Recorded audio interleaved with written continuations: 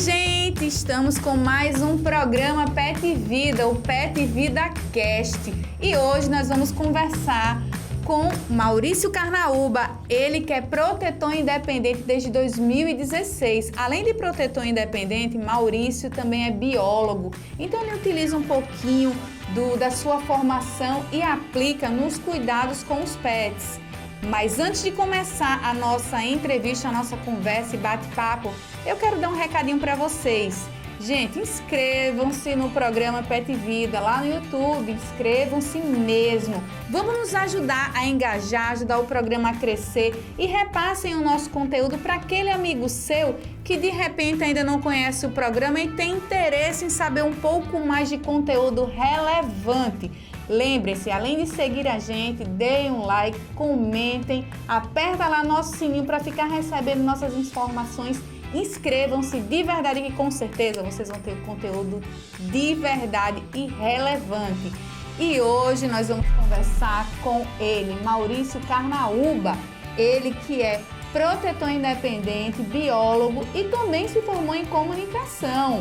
Mas hoje a gente vai falar sobre outro assunto interessante. Ele que desde 2016 resgata gatos, cuida também de cães, mas a sua dedicação maior, Maurício, é os gatos. Explica pra gente como foi que tudo começou e antes de tudo, muito obrigada por ter aceitado o convite da gente poder conhecer um pouco do que é o Maurício Protetor Independente. Obrigado a você, Deise, pelo convite e a todos que acompanham o seu canal. Tudo começou com o meu cachorro sumiu, fugiu. Sim. E vamos começar a divulgar em grupos de WhatsApp, Facebook, Instagram.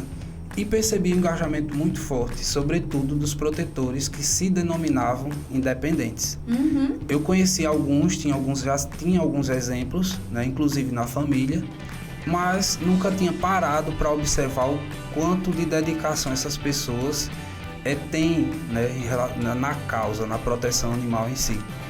E percebi um engajamento, uma preocupação, um cuidado das pessoas. Tanto que o meu cachorro apareceu no dia seguinte, né? O alcance... Diante dos esforços das pessoas, Exatamente. Né? Em espalhar a notícia. O alcance foi tamanho que eu consegui encontrá-lo no dia seguinte, né? Então, através de um compartilhamento de Facebook, poderia ter sido WhatsApp, Instagram, mas foi uma das redes, né? E nessa noite de angústia eu fiz uma promessa.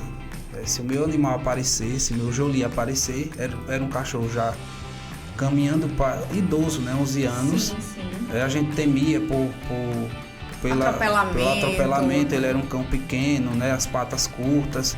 Então, não acostumado a sair na rua. Não acostumado, então assim, fiz a promessa, a velha promessa, se o meu cachorro aparecer, eu vou me dedicar mais aos animais de rua.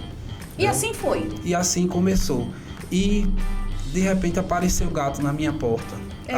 Parece que eles sentiram, opa, tem cheiro de proteção aqui. Entendi como um sinal. Depois descobri que muito próximo à minha casa existia uma colônia. Uhum. Uma senhora alimentava, castrava os gatos, como podia. Mas não era suficiente. Não era suficiente e eventualmente aparecia um gato que vinha deste lugar e começou a aparecer. A partir de então começou a aparecer gato vindo. Aí, Maurício, espera aí. Eu disse que ia ajudar e realmente vou colocar a mão na massa. Conta como foi. Nisso resultou na minha saída de casa. Eu morava com minha família, avó, mãe, irmãos. E eu disse, não, eu vou sair porque eu preciso ter um espaço que ofereça conforto para esses animais, porque eu comecei resgatando muito pouco, um gato, 2, uma ninhada e tinha que fazer o lar temporário no meu quarto.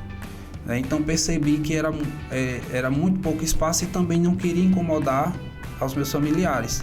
Foi que mudei, né? Fui para uma casa e comecei a fazer os resgates por minha conta, né? O animal que eu via não conseguia deixar e nesse percurso eu fui aprendendo a como fazer essa proteção. Todo o processo correto e responsável para preparar esse pet para uma futura adoção. Exatamente, porque não adianta eu ter a minha casa com um número X que representa a lotação de animais e eu continuar resgatando. Sim, porque aí já configura a acumulação. Exato. Então, se eu não estou criticando as pessoas que fazem isso, porque muitas necessitariam de um acompanhamento médico, Isso. de uma assistência, Sem dúvida. né? Existe todo um histórico, uma Sem justificativa dúvida. para se esses chegar a esse casos, ponto, né? sim, Para sim. chegar a esse ponto. Então, mas dentro do que eu fui aprendendo, eu percebi que existia um limite, né? Eu precisava assegurar de que esses gatos precisavam de um vermífugo, da vacina. Não aceitei o caminho do pedir colaboração, porque existe o outro lado, né, da coisa. A pessoa colabora, mas ela quer deixar animais com você. Olha, eu fico te ajudando, mas eventualmente... Ela quer fazer uma troca, tornar você aquela pessoa X, para que ela, quando precisar retirar o animal da rua, joga para ele. E isso acaba virando uma bola de neve, né, Maurício? Exatamente. A nossa sociedade, ela quer sempre jogar todo o problema para debaixo do tapete. Exato. Né? A gente vê que faz isso com o idoso, que não serve para nada mais, né? Ele não exerce nenhuma função dentro da família, então vamos colocar no asilo. A criança que ficou sem pais vai, lógico que existe todo um ordenamento jurídico, uma legislação que trata disso, mas é meio da cultura, da nossa cultura, né? É jogar o que não serve, não quero ver o que me incomoda. Né? Tem um gato passando fome no meu prédio, na garagem do meu prédio. Aquilo me incomoda, eu não consigo levar para o meu apartamento, porque meu marido não vai aceitar, mas aquilo me incomoda, eu não quero ficar vendo aquilo. Vou chamar o protetor, vou ligar para o abrigo, vou ligar para a ONG. Porque eles sabem como fazer. Exatamente, eu quero uma solução. Né? Então, a solução mágica, né? Que a gente sabe por N situações, N aspectos, né, da vida cotidiana, a gente sabe que não existe solução mágica para nada. Né? Exato, Maurício, você tocou num ponto muito importante. As pessoas têm a mania de transferir a responsabilidade quando elas se pedirem orientação a gente que é mais experiente com essa questão da causa animal, da proteção, nós podemos ajudar também. E tenho a certeza de que todos nós somos capazes de fazer um pouquinho. Você não precisa resgatar, retirar todos os gatos de uma colônia. Faça aos poucos. Retire um gatinho de uma colônia, dê o remédio de verme, vacine, coloque para castrar, leve-o para castrar e use a sua rede social como a gente faz, né, Maurício? Para fazer uma campanha contra uma família responsável. É assim que funciona, gente. Se você não tem a capacidade de fazer isso, não queira jogar a responsabilidade para o outro, porque nós temos muitas demandas, não é mesmo, Maurício? Isso mesmo. Nós sabemos que não existem políticas públicas eficazes. Isso. Existem ações, projetos, programas que estão se consolidando, estão procurando seu espaço. E que ainda estão no início. Estão, né? no início. Nós sabemos que não existe hospital público veterinário na nossa cidade. Não existe. Né? Então, a gente sabe que existe muita carência, muita demanda nas comunidades mais periféricas, né? Em todos os lugares, todos os bairros de Maceió. Em alguns pontos nós temos problemas com animais com superlotação, superpopulações de gatos e cachorros, né? E porque, Maurício, seu cachorro se perdeu, mas você se dedicou a gato. O que é que eu percebi? Existia uma rede de proteção maior a cachorro. Exatamente. Né? O cachorro, tanto pela questão da domesticação, né? Do tempo, há muitos 1000 anos atrás, existe essa relação mais íntima com o homem. Os gatos é tudo muito recente. Se você não manipula um filhote de gato, você tem um gato quase selvagem, um gato arisco, né? Praticamente selvagem. Isso. Então, existem até contradições. Será que o gato realmente é uma espécie domesticada? Existem muitos questionamentos entre estudiosos. Mas a gente sabe que existe a possibilidade de domesticar, sim. Existe, Maurício, inclusive, você tocou no outro assunto muito importante em relação a ser selvagem e de saber lidar com os filhotes. O resgate que eu fiz recentemente da gatinha com seus filhotes, eles, digamos, estão nessa fase meio que selvagens. Então, eles têm que ser domesticados, têm que socializar com o ser humano para eles entenderem que nós somos confiáveis e, sim, estarem preparados para encontrarem suas famílias. Mas aí é que tá. Um assunto muito importante, um ponto muito importante, na verdade, que o Maurício citou para mim aqui nos bastidores, quando eu perguntei, desde quando ele começou, 2016, até agora ele tem catalogado mais de 4.000 resgates de gatos. E a gente sabe que ainda, infelizmente, existem muitos gatinhos nas ruas. Isso você acha que porque quanto mais você resgata, parece que não acaba esses animaizinhos nas ruas. Falta mesmo de políticas públicas, né, Maurício? Políticas públicas educação e mesmo educação também, né? Porque, infelizmente, existem muitas pessoas que adotam por impulso. Sim. Aqueles filhotes muito fofinhos, pequenininhos, abaixo dos 45 dias, que geralmente as pessoas adotam por impulso. Existe um perfil, geralmente adolescente, aquela pessoa que não é aquela pessoa da família que assume responsabilidade. Sim, verdade. Né? E muitas vezes o neto consegue chorar muito e conversa o pai ou a mãe. A mãe, o pai, aquela coisa. Então, e no fim, muitas vezes esse animal ou é abandonado no primeiro cocô fora da caixinha, ou ele é abandonado no início da vida sexual, reprodutiva. Sim. Né? Então, no primeiro problema que aparece, esse animal, ele é já abandonado. passa a ser escanteado, né? Por isso que eu tenho estimulado muito a adoção de gatas jovens castradas. Porque quando me aparece um adotante com esse perfil, eu quero um gato castrado, uma gata castrada, eu tenho certeza que a pessoa já tem uma ideia mais sedimentada a respeito do que significa a adoção, né? Existe um índice fofolômetro que trata dessa coisa isso para todos os animais, né? Para outras espécies. Índice o quê, Maurício? É um fofolômetro, tem um índice aí que todas as espécies elas são avaliadas dentro dessa perspectiva humana, né? Quem é mais fofinho, quem é menos fofinho, né? Então mamíferos, aí vai diminuindo, vai para pássaros e depois e essa fofura vai diminuindo de acordo com as características do animal. E dentro do universo gato, cachorro, quanto mais filhote, ele é mais fofo. Então existe um despertar.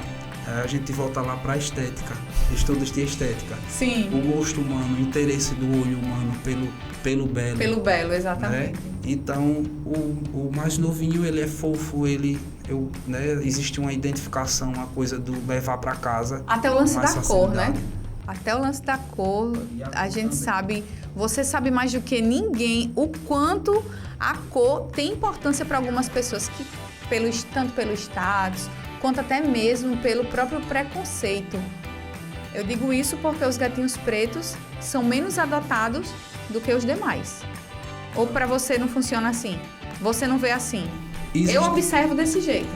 Há vários movimentos nesse sentido das buscas pela cor, né? No geral, existe aquela procura pelo gato do olho azul. Essa procura já me levanta um alerta. Por que essa pessoa quer o gato do olho azul? Então, geralmente casa muito com aquela adoção impulsiva. Sim. Certo? Quando uma pessoa... Sua análise vai realmente muito além. Quando a experiência, né? Então, assim, quando a pessoa vem, que é aquele gato, que é o tebe com branco, que é aquele gato tigrado, que a gente chama de tigrado. Chama branco. Também de morisco, né? Morisco, né? Quando aquele gato de duas cores, tigrado e branco, é impressionante. Eu ainda vou escrever sobre isso. A pessoa que adota esse gato, ela faz aquela melhor adoção. É aquela adoção que com a qual eu não me preocupo. Por qual motivo? E é uma questão de identificação. é aquele gato que a pessoa impulsiva não vai adotar. Só quem vai adotar esse Porque gato... não é assim, digamos, o mais belo, né? Porque muita gente... Deixa eu ver se eu entendi. Muita gente adota um animalzinho, eu quero de olhos azuis, tipo... tem que ser... Se for mestiço, siamês, ou se for com alguma característica que a sociedade, digamos, aceite mais, eu quero. Então, esses, digamos assim... são os que as pessoas adotam menos porque não são, do ponto de vista, os mais belos. Os mais belos. Né? São os mais comuns. Isso. Existe uma identificação pelo olhar. Então, sempre que eu procuro fazer as fotos dos gatos, eu tento ao máximo que o gato olhe para a câmera.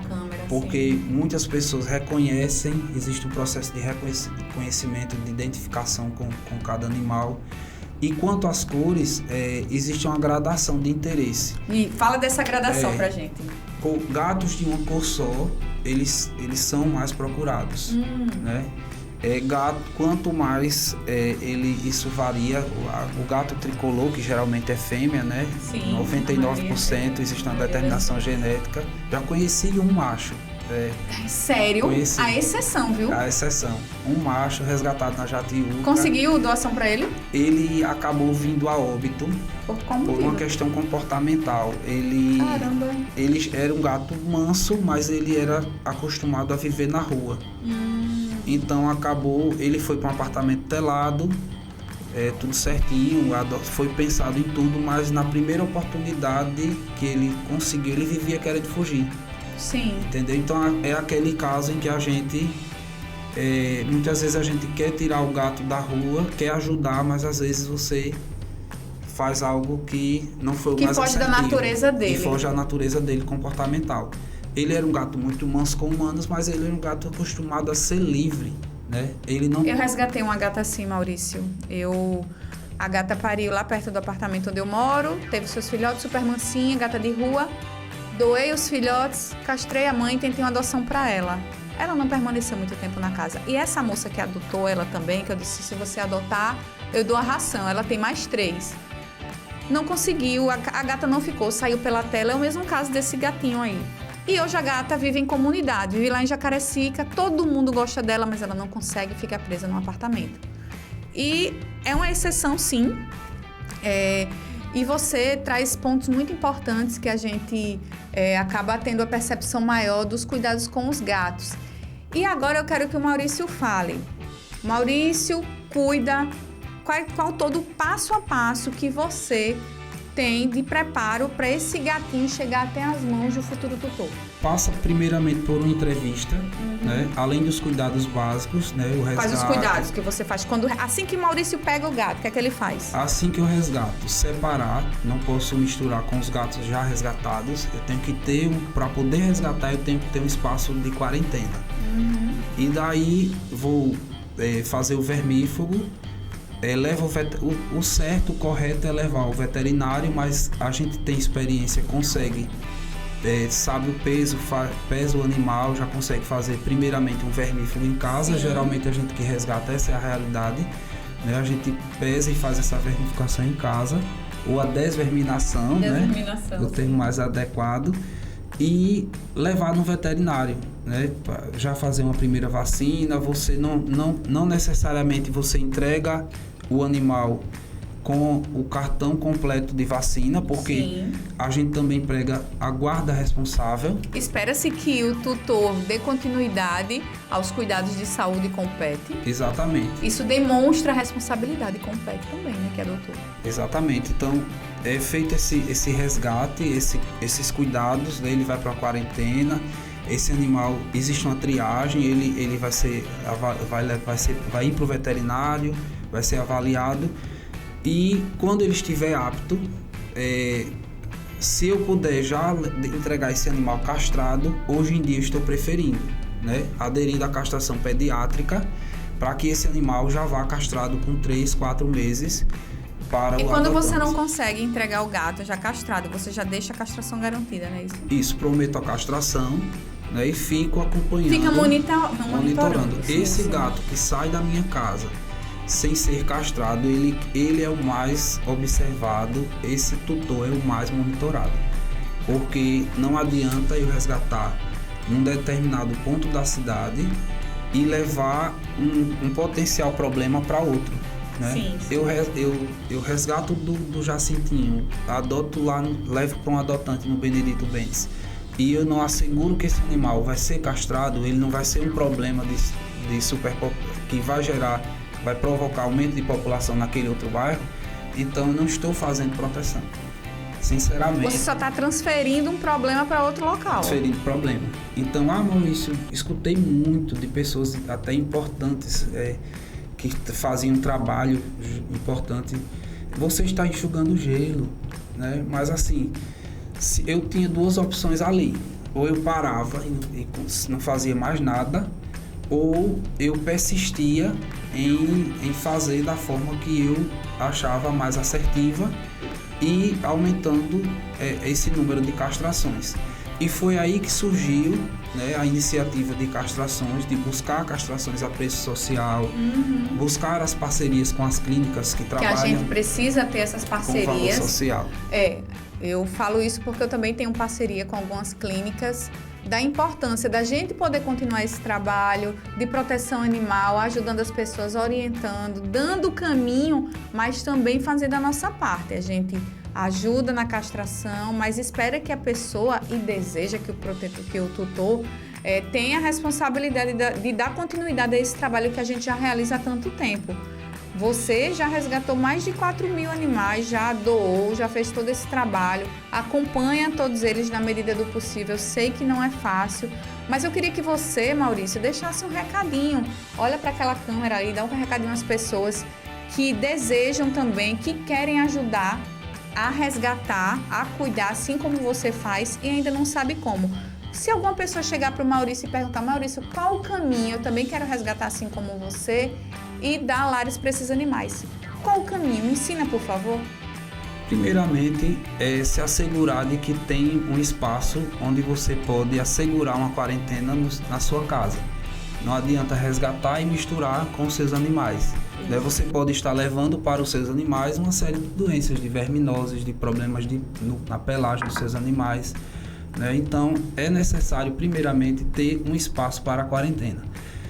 No segundo momento, procurar um veterinário, para que esse animal seja avaliado e algum protocolo seja iniciado, seja de vermificação, seja de vacinação. E, se você puder já entregar esse animal castrado, isso é a melhor coisa a fazer. Porque, por mais que se faça uma entrevista, é feita uma entrevista, é importante que se faça uma entrevista com o tutor. É preciso que a pessoa seja maior de idade, que ela se responsabilize com o animal, que ela tenha a concordância de todos da família, que ela saiba que o animal pode viver 20, 25 anos e que até o fim da vida dele ele vai comer, ele vai adoecer, ele vai precisar de veterinário e de medicação. Então, é preciso que exista essa consciência clara em relação à guarda responsável. E isso você que resgata tem que deixar claro para o futuro adotante. Muito bom, Maurício. Maurício que, além de protetor animal, protetor independente, é biólogo, então ele aplica parte dos seus conhecimentos, inclusive conhecimentos que eu nem imaginava em relação, inclusive, até a questão da cor. Qual mais adotável, qual menos adotável? Eu tenho uma dúvida. Nas minhas pesquisas, assim, nas minhas enquetes, os gatos pretos são que as pessoas adotam menos. No seu caso, funciona assim ou o menos adotável é de outra cor? O menos adotável eu considero que seja o tigrado de duas cores. Foi por isso que você falou, quando encontra pessoas que não se importam com essa questão da cor, você diz realmente essa pessoa quer adotar independente, de forma séria. Independente da beleza do que a sociedade impõe em relação à cor, né? E quanto ao gato preto, eu não vejo essa negação. Eu comecei a perceber que existe um movimento, que eu acho que seja associado ao cultural, a questão da afirmação das pessoas, enquanto a cor da pele. Eu sou preto, eu sou descendente de preto e o preto é bonito. Então, conheço muitas pessoas pretas, não se usa o negro, que adotam gatos pretos. E que são lindos, né? E que são Agora, lindos. mentira, eu ainda não tenho um gato totalmente preto. O meu é cinza, mas eu ainda vou ter um preto. Só que hoje a lotação já esgotou, né, lá em casa. Não posso ter mais que isso. Em relação a, por exemplo, as cores dos gatos. As pessoas te procuram por uma cor específica.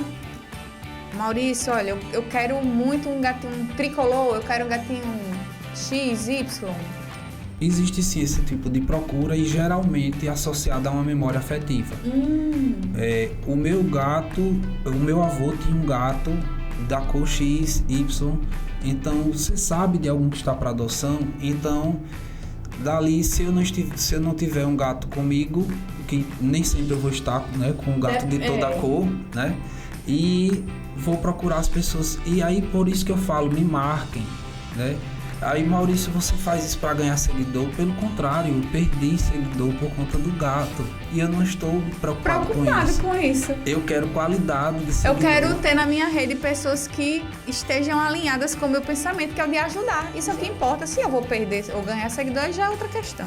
E não tem problema se a pessoa vai me seguir por um tempo ou se ela nem me segue, mas ela procurou o Instagram porque alguém falou que lá ela ia encontrar um gato.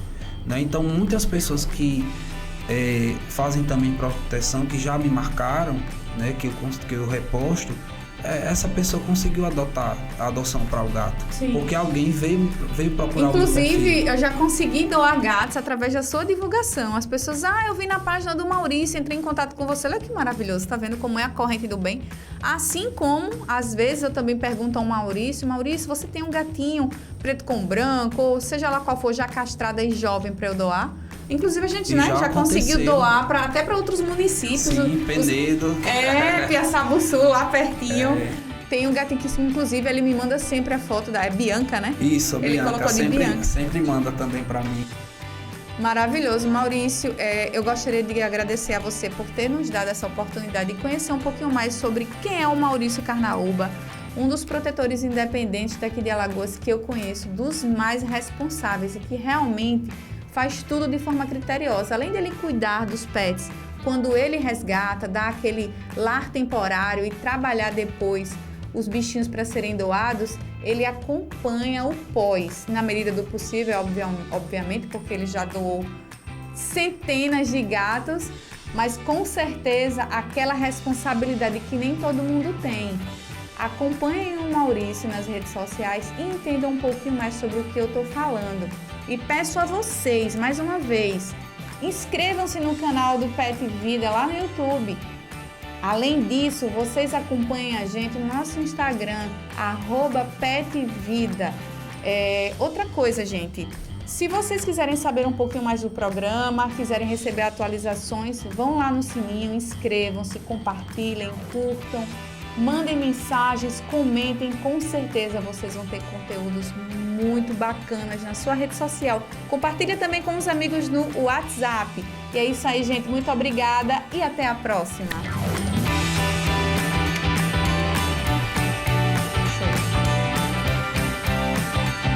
Programa Pet Vida. Apresentação: Deise Nascimento. Produção: Produtora Maná. Um oferecimento: Estúdio Jéssica Jordão. Empoderando e harmonizando sua beleza.